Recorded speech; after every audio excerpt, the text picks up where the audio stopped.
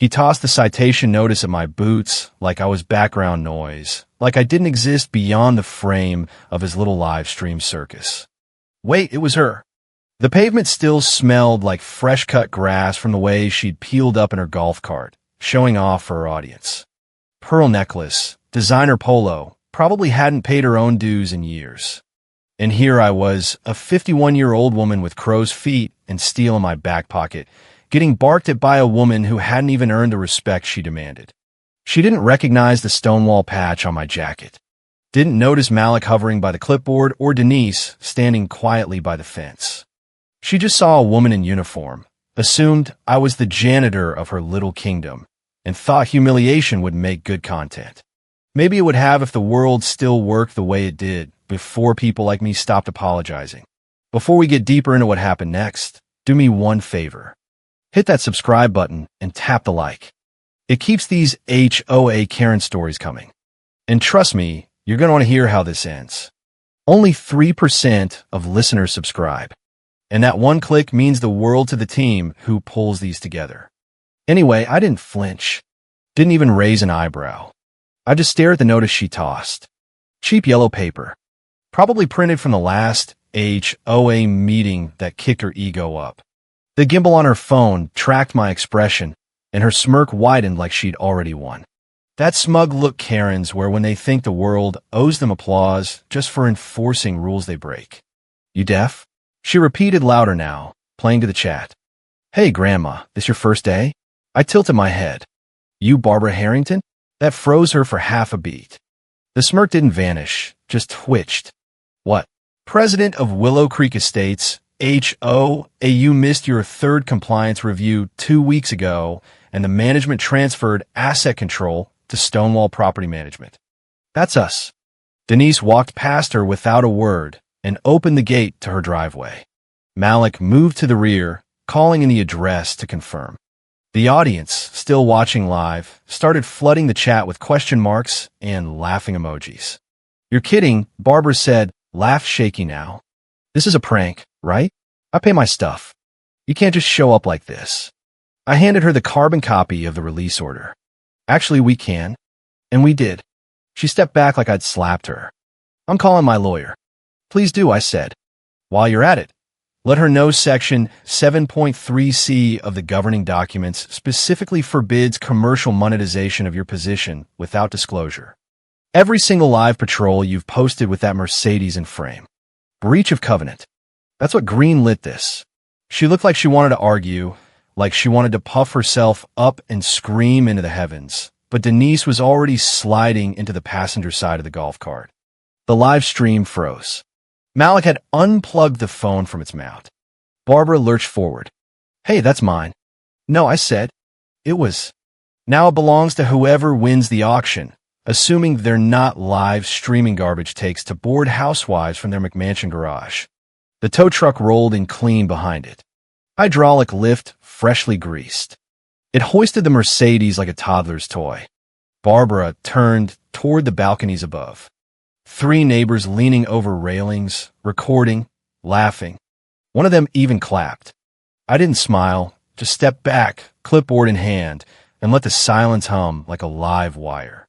You people are trash, Barbara spat, voice cracking. You're ruining my brand.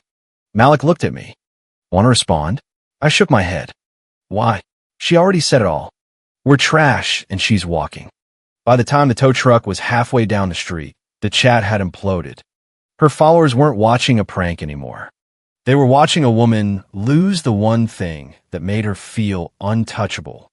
I turned and walked back to the booth. Didn't gloat. Didn't linger because I didn't need to see her crumble. I'd already seen the ledger, and it didn't lie. 3 years ago, I stepped out of Glass Tower office in Chicago and didn't look back. 15 years of whiteboards, boardrooms, pitch decks, and product launches. Every quarter of fresh war, every bonus soaked in someone else's blood. My ex-husband said, I forgot how to smile. That was rich, coming from a man who only smiled when his phone lit up with some intern's name after midnight. Burnout was the polite word for what I went through. Breakdown was closer. The divorce settlement was clean, clinical, no kids to haggle over, just assets, titles, shares, and one very exhausted woman who signed the papers, sold the penthouse, and drove west until the highway sign started getting dusty. I wanted silence. I wanted distance. I wanted a life where no one asked me to smile unless they damn well meant it. I found Stonewall Property Management through an old contact in commercial lending. Quiet company, solid numbers, regional reach, but no public footprint. I call from a prepaid number. We met once in a truck stop cafe off I-80 where I slid a folder across the table.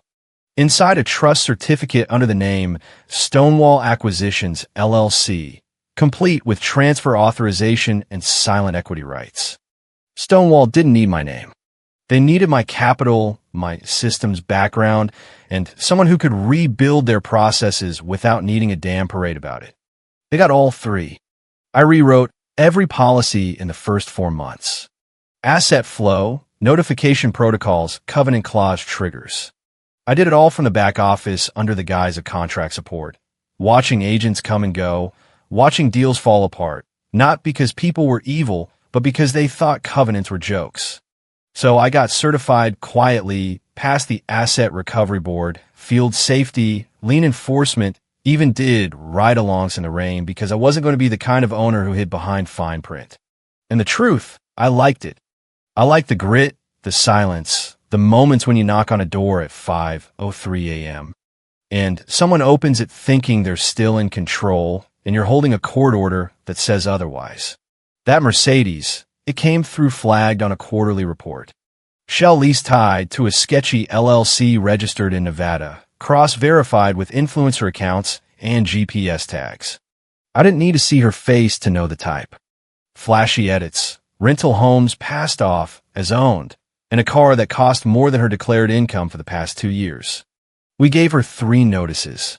She ignored them. 4th one was a legal demand delivered by mail and email. Both read, both left unanswered. That's when I filed the escalation myself. Not under my name, not from an office, just a simple digital request with the right flags and attachments. And when Malik forwarded the final hit list before Sunday's recovery shift, I saw it. Harrington Mercedes, ending in 7042, commercial misuse. I didn't tell anyone I'd be overseeing it personally. I just showed up. Same jumpsuit, same clipboard. Let her call me old lady in front of 500,000 viewers. Let her toss that notice. Because that moment wasn't about her. It was about me. About everything I built quietly while the world assumed I'd vanished. Stonewall didn't vanish. She just learned how to collect with interest. Barbara Voss, that was the name she splashed all over her brand. Facebook intros, YouTube overlays, Instagram bios with too many emojis about keeping Willow Creek perfect. To her little fan base of bored Karens, she was a lifestyle mogul in the making.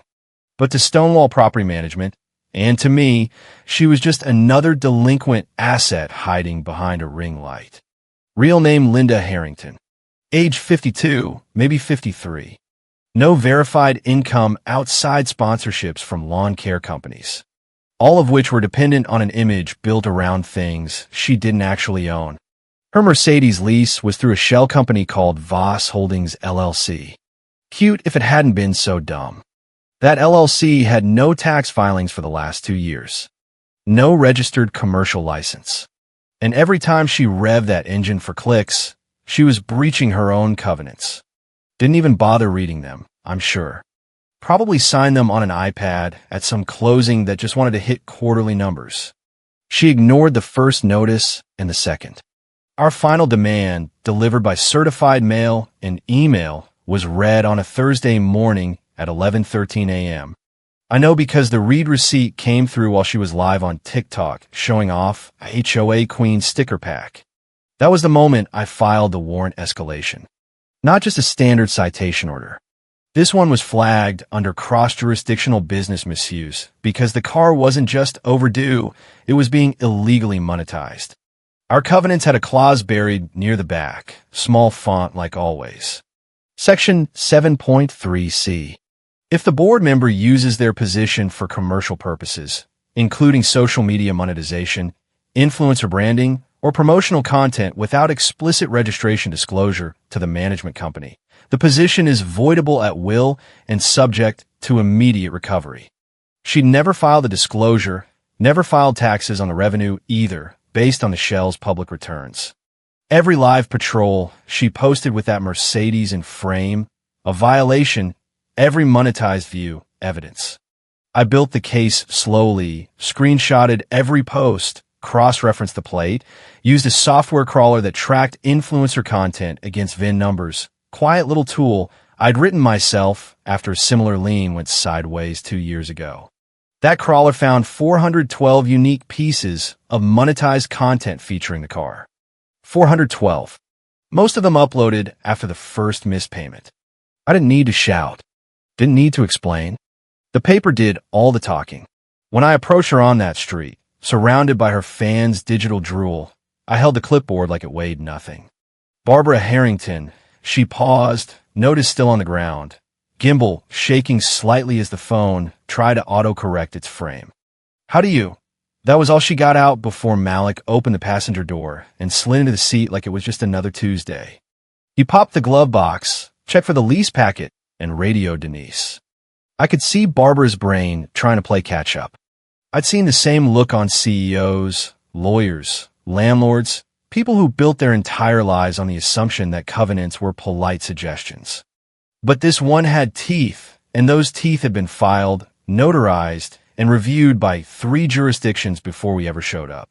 You can't just take my car, she barked, stepping forward like she thought volume could override jurisdiction. I've got rights. This is theft. I flipped the clipboard around and showed her the court's digital seal. This is Article 9 of the Uniform Commercial Code in action. You're welcome to challenge it, but I'd recommend doing so with a lawyer, not a live stream. She stared at the paper like it might bite her. Then her eyes darted back to the phone, still dangling from a gimbal. You don't get it, she stammered. This car is my brand. No, I said it was your brand. Now it's an asset in transition. Denise opened the trunk. Barbara looked like she wanted to physically stop her, but hesitated, realizing she wasn't here to argue. She was here to finish.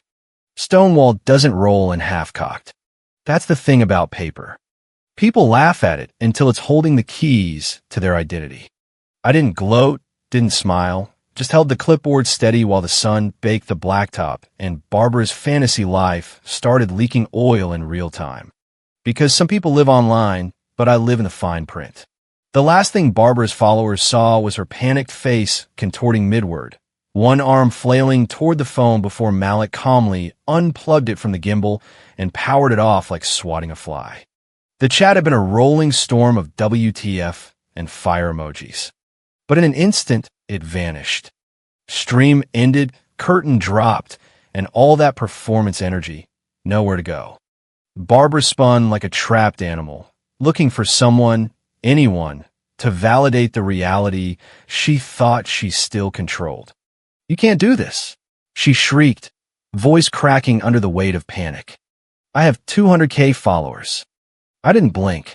I handed her a crisp carbon copy of the court release, the one with the seal embossed at the bottom and the default clause highlighted in yellow. No, I said slow and even. You had 200K. Behind her, the tow truck reversed into position like a ballet dancer hitting their mark. No grinding gears, no screeching tires, just the smooth precision of someone who does this 100 times a month. The hydraulic arms cradled the Mercedes from underneath, while Barbara stood helpless, watching the only thing that gave her identity rise 2 feet off the ground. She lunged, not with full conviction, but with the kind of desperate twitch that said she didn't know what else to do. That's when Denise stepped in. She didn't yell. She didn't even raise a hand. She just turned slightly, revealing the badge clipped to her belt, and leveled her with a look that could freeze Diesel. Don't, she said. One word. Full stop. She didn't. Her shoulders dropped like someone had unplugged her spine. By the time the truck driver secured the final straps, it had been 90 seconds since the stream died. 90 seconds to dismantle a digital empire built on borrowed time and leased ego. A woman on the second floor balcony leaned over the railing with a glass of wine, and muttered, "About time." Someone next to her laughed, then clapped. Then someone else joined in. Light applause, not sarcastic, not cruel, just the sound of neighbors witnessing justice land where it belonged. Barbara turned in a slow circle like she was waiting for someone to step in and declare this a prank. Like Ashton Kutcher might jump out a hedge and hand her the keys back. But all she got was the empty click of Malik handing the clipboard to the driver. I didn't move, just watched. Let her simmer in the silence she'd never prepared for. "I'll sue all of you," she muttered. "You'll see. My lawyer will tell you to read your covenants," I said. Page 11, Section 7.3c. You monetized a board position without disclosure. We don't even need the missed payments. That clause alone made you vulnerable. Her mouth opened, but nothing came out. Gast inte ego. The truck started pulling away. The Mercedes angled like a prize won at the end of a rigged game. But this time, the house hadn't lost. The house had the paperwork. She tried to follow. Denise stepped gently in her path and shook her head. "Don't embarrass yourself further," she said. Not cruel, just factual. And that's what finally did it. Her hands dropped. She looked down at the phone, still clutched in her fist. Dead screen, shattered illusion. For the first time, she wasn't being watched. Not really. Not by people who cared. Just 3 agents, a few amused neighbors, and a legal document that cared about one thing only: enforcement. She didn't cry. I'll give her that. She just stood there unraveling in the heat, the smell of burned rubber and lost leverage curling into the air like incense. I turned to walk back toward the office trailer. Malik followed, then Denise. We didn't say much. No high fives, no celebration. Because we weren't the heroes, we were just the consequence. I was still peeling off the day when my phone buzzed. Not the work line, not the encrypted Stonewall tablet, the personal one. The number didn't show up, just restricted. Normally, I'd let that go to voicemail, but something in my gut said pick up. "This is Claire," I said. Towel still slung around my shoulders, bare feet on the cold tile. A man's voice came through, calm but curious. "Miss Claire, this is Douglas Wexler, chairman of Stonewall Property Management." I froze mid-step. Wexler wasn't just a name on the organizational tree. He was the tree, founding partner, institutional legend. He hadn't spoken to me once since I signed the silent equity paperwork under Stonewall Acquisitions, LLC. He didn't need to until now. "I've been watching this clip," he said casually. Went viral on a few platforms. An HOA president screaming about her followers. Woman in a jumpsuit who didn't blink once. My breath caught for a second. I wasn't sure which way this was headed. "Was it you?" I didn't lie. "Yes, sir." A beat of silence. It was within contract bounds, I added. Clause 7.3c for commercial misuse, and Clause 9.2f covering digital fraud and jurisdictional escalation. We had everything in place. Court approved. All clean. He chuckled. Not polite boardroom laughter, real open-chested amusement. "God, I love paper," he said. I waited. "Claire," he said, voice shifting into something more formal now.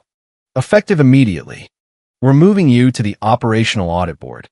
Full voting rights, oversight on enforcement structure, clause application, regional protocols. You've built a tighter system in 6 months than some of our VPs did in 5 years." I stood there dripping on the towel slack around my neck, hearing the words but still anchored in disbelief. "Understood," I said, my voice even. "I'll submit updated disclosures from Stonewall and the shift protocol sign-offs by end of week." "No need to rush," he said, still sounding like he was grinning. "But Claire, yes, next time you go viral, at least wear a Stonewall badge. We got people thinking we subcontract with Navy SEALs now." I let myself laugh quietly just once. We hung up. I stood still for a moment longer, letting the weight of it settle. Then I grabbed the secure tablet, uploaded the Stonewall ownership ledger, signed the updated disclosures, and submitted my voting intent registry. No more aliases, no more indirect oversight. That clip, the one Barbara had screamed through before Malik unplugged her, had hit over 4 million views by then. One of the trending comments was, "She didn't even flinch. Queen behavior." Another, "Who is she?" They didn't know, but Wexler did. And after that call, so did every director in Stonewall. When I walked into headquarters 3 days later for the quarterly review, no one questioned the name on the access badge. No one glanced at the blazer instead of the jumpsuit. No whispered surprise when I walked past reception without checking in. Because from that moment forward, the woman they ignored behind the clipboard was now the one reading their reports and signing off on who stayed and who got cut loose, and she'd read every clause twice. The echo didn't take long. By the time I got back to the office on Tuesday, Stonewall's media team had already clipped the footage. They trimmed the cursing, cut out the neighbors cheering, and layered it with a low hum of cinematic strings. The final edit was 91 seconds. No names, no faces shown, just a tow truck, a clipboard, and one sentence over black screen at the end. Respect comes standard. It went live at 7:42 a.m. By noon, it had hit 6 million views, and Linda Harrington really was unraveling in real time. Her sponsors were the first to blink. One by one, they pulled links from her bios, deleted shared posts, then posted their favorite flavor of modern corporate death. We are reevaluating our brand partnerships to ensure alignment with our core values. Translation: you embarrassed us. You're on your own. The influencer credit card she flaunted on stream canceled before she could swipe it again. Turns out those flex limits depend on pending deposits from affiliate campaigns.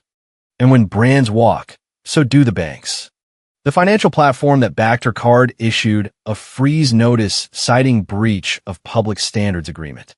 Code for you got clowned, and now you're a liability. Then came the board. The same HOA where she used to film shirtless coffee shots on the balcony. Wait, pearl necklace coffee shots. Management had already received 3 tenant complaints that weekend. Noise violations, parking misuse, and my personal favorite, a note from a neighbor titled, "Can you repo her ego too?"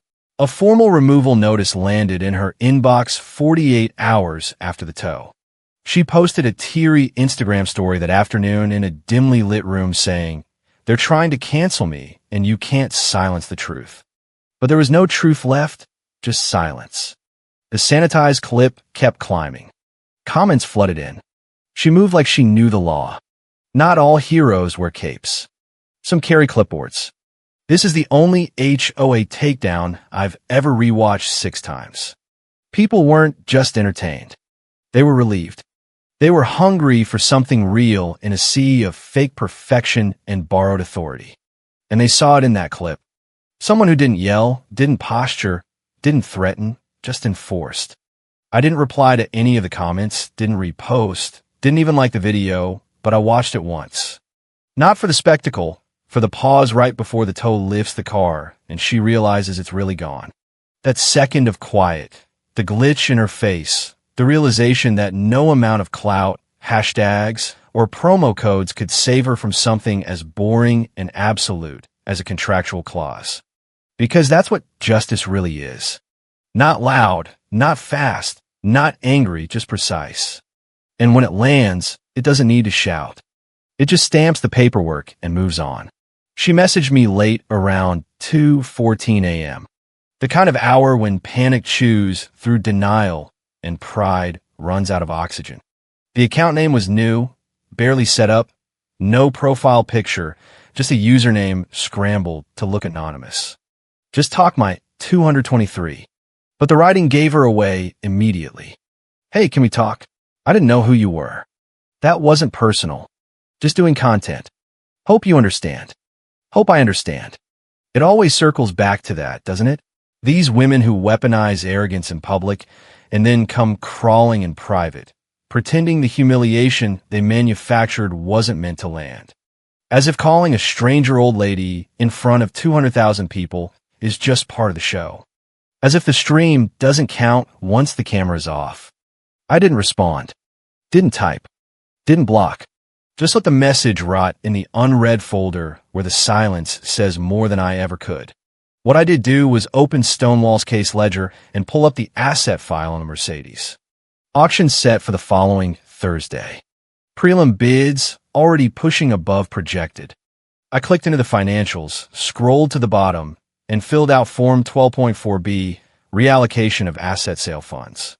Clause 12.4B of our enforcement policy states, in the event that the member has defaulted and the asset is repossessed, Stonewall reserves the right to reallocate auction proceeds toward any pending insurance claims, legal fees, or administrative penalties incurred as a result of misuse.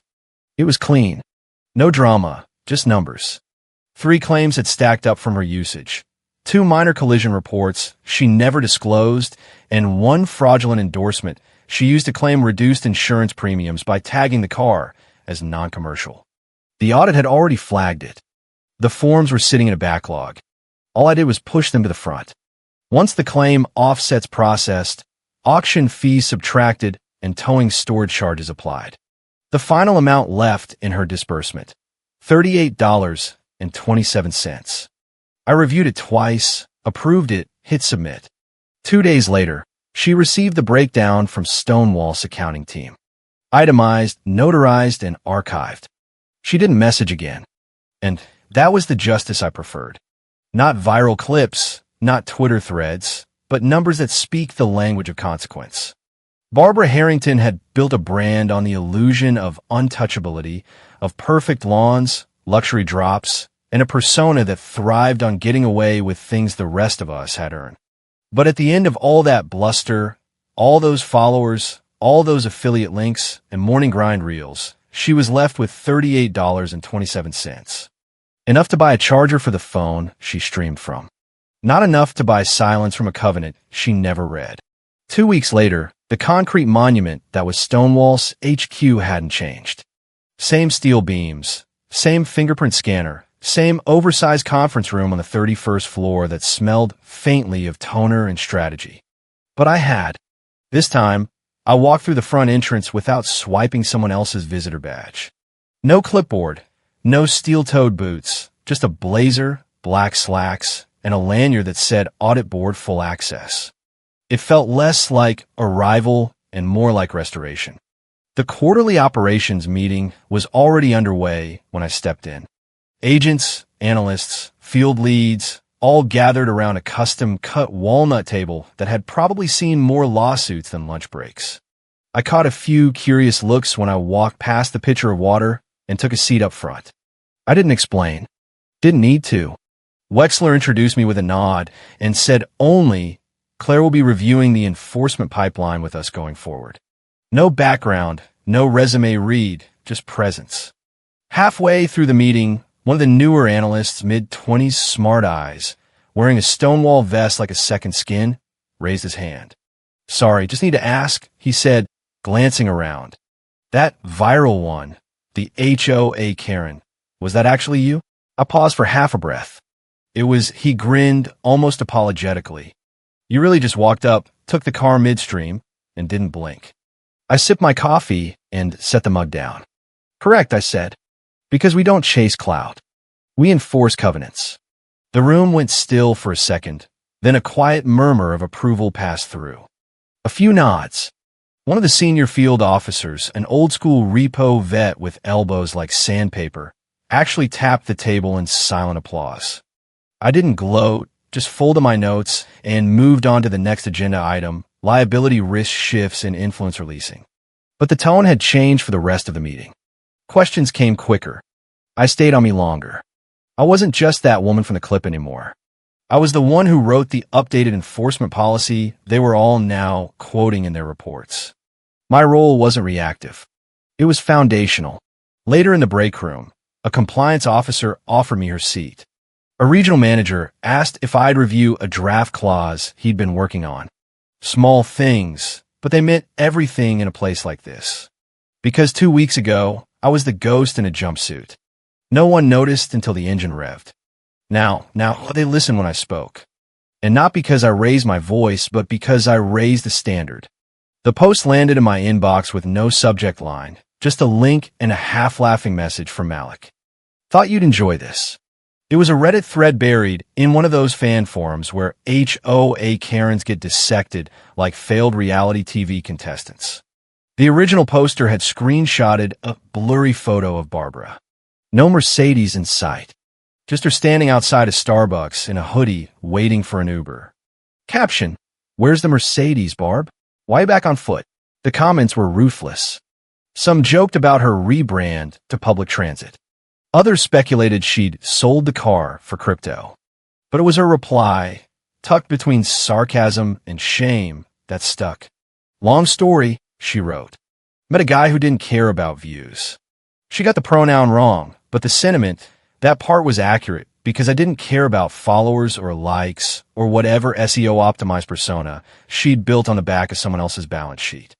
I cared about enforcement, about the weight of ink on paper and the consequences that come when you treat legal boundaries like a prop for your live stream. Barbara's fall wasn't spectacular. It didn't need to be. There was no sobbing YouTube apology, no comeback arc, just a slow digital fizzling out. Like a sparkler at the end of a party no one remembered attending. Sponsorships gone, DMs unanswered, stories left unseen. In our line of work, there are no parades when you do it right. No medals, no viral moments worth bragging about. There's just clean process, a stack of forms, a VIN that changes hands, and silence. The kind that follows you long after the cameras stop. I never replied to the thread, never logged in, never posted a follow-up, but I bookmarked it just once as a reminder. She tossed a notice in my boots like I was just the help. She didn't realize I owned the ledger that took her throne. The concrete monument that was Stonewall's HQ hadn't changed, but the neighborhood had. Willow Creek Estates felt lighter now, like someone had finally mowed the invisible grass of fear. Barb's house sat empty on the market, the backyard pavilion she'd built without permits already slated for demolition under the new enforcement wave I'd signed off on. The Mercedes had sold at auction for triple the lien amount, and that $38.27 check, it sat uncashed in her mail, a paper monument to every rule she'd pretended didn't apply to her. Neighbors waved at me now when I walked the streets in civilian clothes, not the jumpsuit. They didn't know the full story, but they felt the shift. No more surprise patrols. No more selective fines. Just fair, boring, predictable governance, the kind that actually worked. I stood on my own porch one evening, watching the sunset paint the lawns that perfect 2.5-inch green. A new family was moving in down the block, unloading boxes with the nervous energy of fresh HOA victims. I smiled to myself, the kind of real smile my ex never saw, because I knew the fine print was already waiting for anyone who tried to pull a Karen move. Paper doesn't forget, and neither do I. The clip still circulates sometimes, remixed with dramatic music and captions like, "When the HOA Karen meets the real boss." I never watch it anymore. I don't need to. The satisfaction isn't in the views. It's in a quiet ledger that closed the case forever. Justice, after all, doesn't need likes. It just needs one clause, one clipboard, and one woman who finally decided the rules would apply to everyone, including the queen who wrote them. And in Willow Creek Estates, the grass has never looked better.